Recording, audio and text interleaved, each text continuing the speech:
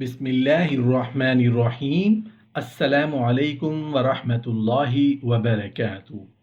نفل نماز پڑھنے کے فائدے، نفل نماز پڑھنے کی فضیلت۔ محترم ناظرین، بحیثیت انسان جب ہم نماز ادا کرتے ہیں تو ہم سے بہت ساری کمیاں کوتاہیاں ہو جاتی ہیں۔ نماز ادا کرنے کا جو حق ہے، سچی بات ہے، وہ ہم ادا نہیں کر پاتے۔ اب جو نماز میں کمیاں کوتاہیاں رہ گئی ہوں تو نماز نفل فرض نمازوں کو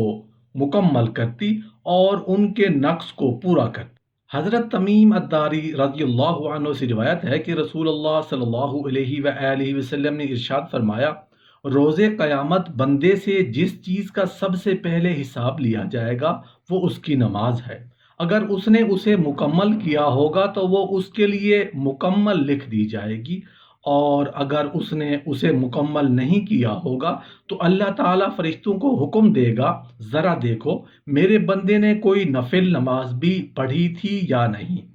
اگر نفل نماز پڑھی تھی تو اس کے ذریعے اس کی فرض نمازوں کو مکمل کر دو، پھر زکوٰۃ کا اور اس کے بعد باقی تمام اعمال کا حساب بھی اسی طرح سے لیا جائے گا۔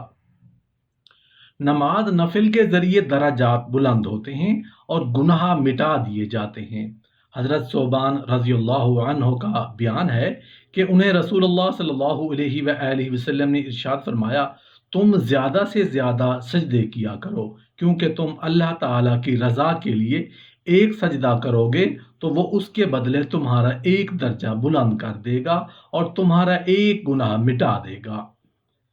امام نووی رحمۃ اللہ علیہ کہتے ہیں کہ نبی کریم صلی اللہ علیہ وآلہ وسلم نے گھر میں نماز نفل پڑھنے کی ترغیب دی، اس لیے کہ اس طرح انسان ریاکاری سے دور رہتا ہے اور اس کی نماز اعمال ضائع کرنے والے امور سے زیادہ محفوظ رہتی ہے، اور اس لیے کہ تاکہ گھر میں برکت آئے، اللہ تعالیٰ کی رحمت نازل ہو اور فرشتے آئیں اور شیطان بھاگ جائیں۔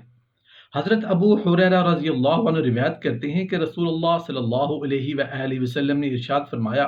اللہ تعالیٰ تو فرماتا ہے، جو شخص میرے دوست سے دشمنی کرتا ہے میں اس کے خلاف اعلان جنگ کرتا ہوں، اور میرا بندہ سب سے زیادہ میرا تقرب اس چیز کے ساتھ حاصل کر سکتا ہے جسے میں نے اس پر فرض کیا ہے، یعنی فرائض کے ساتھ میرا تقرب حاصل کرنا ہی مجھے سب سے زیادہ محبوب ہے،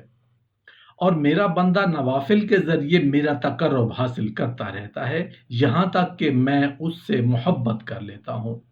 پھر جب میں اس سے محبت کر لیتا ہوں تو میں اس کا کان جس کے ذریعے وہ سنتا ہے، اور اس کی آنکھ جس کے ذریعے وہ دیکھتا ہے، اور اس کا ہاتھ جس کے ذریعے وہ پکڑتا ہے، اور اس کا پاؤں جس کے ذریعے وہ چلتا ہے، ان تمام اعضاء کو اپنی اطاعت میں لگا دیتا ہوں،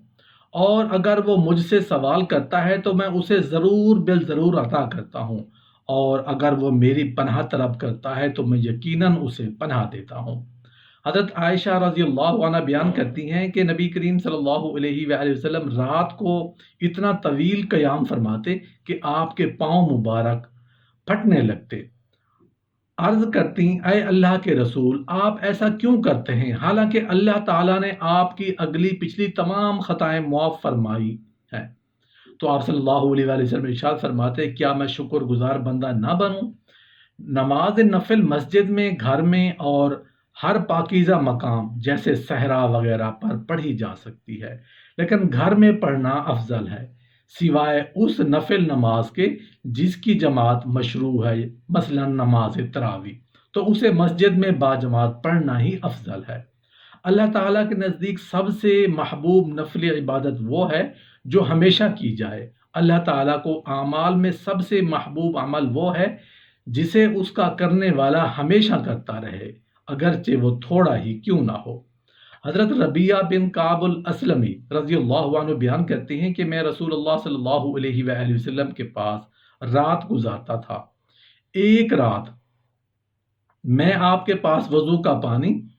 اور آپ کی ضرورت کی اشیاء لایا، تو آپ صلی اللہ علیہ وآلہ وسلم نے فرمایا، تم سوال کرو۔ میں نے کہا، میں آپ سے اس بات کا سوال کرتا ہوں کہ میں جنت میں آپ کے ساتھ داخل ہوں۔ آپ صلی اللہ علیہ وآلہ وسلم نے فرمایا، کوئی اور سوال؟ میں نے کہا بس یہی ہے۔ آپ صلی اللہ علیہ وآلہ وسلم نے فرمایا تم کثرت سجود کے ذریعے اپنے نفس پر میری مدد کرو۔ حضرت ثوبان رضی اللہ عنہ کا بیان ہے کہ رسول اللہ صلی اللہ علیہ وآلہ وسلم نے ارشاد فرمایا تم استقامت اختیار کرو اور تم ہرگز اس کی طاقت نہیں رکھو گے، اور اس بات پر یقین کر لو کہ تمہارا بہترین عمل نماز پڑھنا ہے، اور ایک سچا مومن ہی ہمیشہ وضو کی حالت میں رہتا ہے۔ امام احمد رحمۃ اللہ علیہ کے نزدیک علم سب سے افضل نفلی عبادت ہے، اور امام احمد رضی اللہ عنہ کے صحیح ترین قول کے مطابق جہاد سب سے افضل ہے، اور امام شافعی رحمۃ اللہ علیہ کے نزدیک نماز سب سے افضل ہے۔ تاہم صحیح یہ ہے کہ اس کا دار و مدار مختلف احوال اور مختلف اوقات پر ہے، کیونکہ فوری مصلحت اور ضرورت کے مطابق ہو سکتا ہے کہ علم افضل ہے، اور ہو سکتا ہے کہ جہاد افضل ہو، اور یہ بھی ہو سکتا ہے کہ نماز افضل ہو، اور اس میں کوئی شک نہیں کہ علم بھی جہاد ہی کی ایک قسم ہے، کیونکہ پوری شریعت کا دار و مدار علم پر ہے، اور جہاں بھی علم پر مبنی ہے، اس لیے امام احمد رحمۃ اللہ علیہ کہتے ہیں کہ طلب علم اس شخص کے لیے سب سے افضل عمل ہے جس کی نیت درست ہو، اور جب ان سے پوچھا گیا کہ نیت کیسے درست ہو تو انہوں نے کہا وہ نیت یہ کرے کہ وہ تواضع اختیار کرے گا اور اپنے آپ سے جہالت کو دور کرے گا، اور اس سے مراد نفلی علم ہے نہ کہ فرضی ہے۔ حضرت جابر رضی اللہ عنہ کا بیان ہے کہ رسول اللہ صلی اللہ علیہ وآلہ وسلم نے ارشاد فرمایا نماز وہ جو اپنے گھر میں پڑھے سوائے فرض نماز کے۔ اور حضرت ابن عمر رضی اللہ عنہ سے روایت ہے کہ نبی کریم صلی اللہ علیہ وآلہ وسلم نے ارشاد فرمایا تم کچھ نماز اپنے گھروں میں ادا کیا کرو اور انہیں قبرستان مت بناؤ۔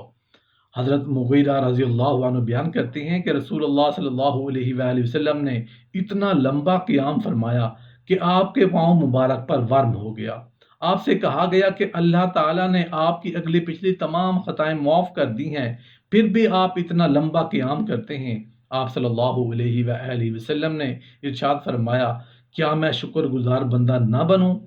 کھڑے ہو کر نماز پڑھنے کی طاقت رکھنے کے باوجود نماز نفل بیٹھ کر پڑھی جا سکتی ہے، اور امام نووی رحمۃ اللہ علیہ کا کہنا ہے کہ اس پر علماء کا اجماع ہے، اور یہ بھی درست ہے کہ نماز نفل کا کچھ حصہ کھڑے ہو کر اور کچھ حصہ بیٹھ کر ادا کیا جائے، لیکن فرض نماز میں قیام فرض ہے۔ جو شخص طاقت کے باوجود کھڑے ہو کر نماز نہ پڑھے اس کی نماز باطل ہے۔ اس بارے میں احادیث ثابت ہیں، چنانچہ حضرت عائشہ رضی اللہ عنہا نبی کریم صلی اللہ علیہ وآلہ وسلم کی